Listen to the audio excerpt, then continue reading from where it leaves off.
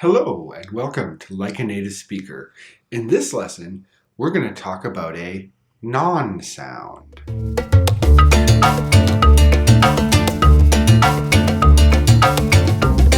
Specifically, we're going to talk about the glottal stop, which is a sound but not actually a sound.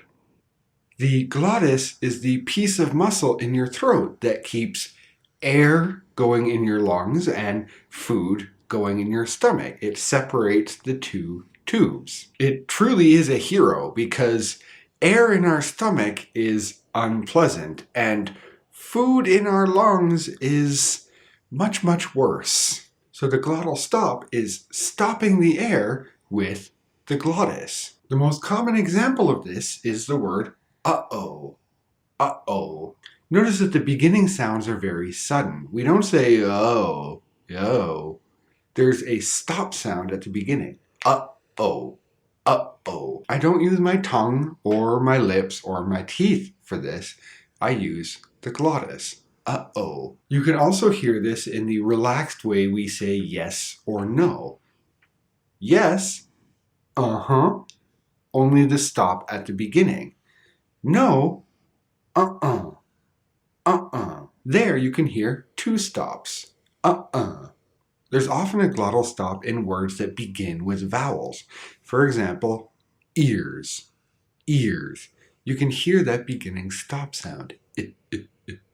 Ears. The sound is tricky because it's not a sound at all. It is an absence of sound. It stops sound. But it's also almost never marked in dictionary pronunciations or anything else that would write down the pronunciation. It's generally assumed that we either know to use it or not use it. Other ways we use this sound in English is instead of a stop T sound in words like button. You of course can do the correct stop T, button, but it's much simpler and easier to use the glottal stop. Button, button, button, or curtain, curtain, curtain. You'll also hear the glottal stop at the end of words instead of T. What was that? What was that? You can still make the stop T sound. What was that? But in English, it's allophonic to the glottal stop, which means that while it's different, we don't really notice that it's different. Almost every language uses the glottal stop in some way. Most do it to shorten sounds, especially of surprise or shock, like the Japanese eh or huh. The sound is stopped or cut by the glottis. So again, the glottal stop is using that piece of muscle to stop the air, often at the beginning of words or between vowel sounds like uh-oh or uh-uh.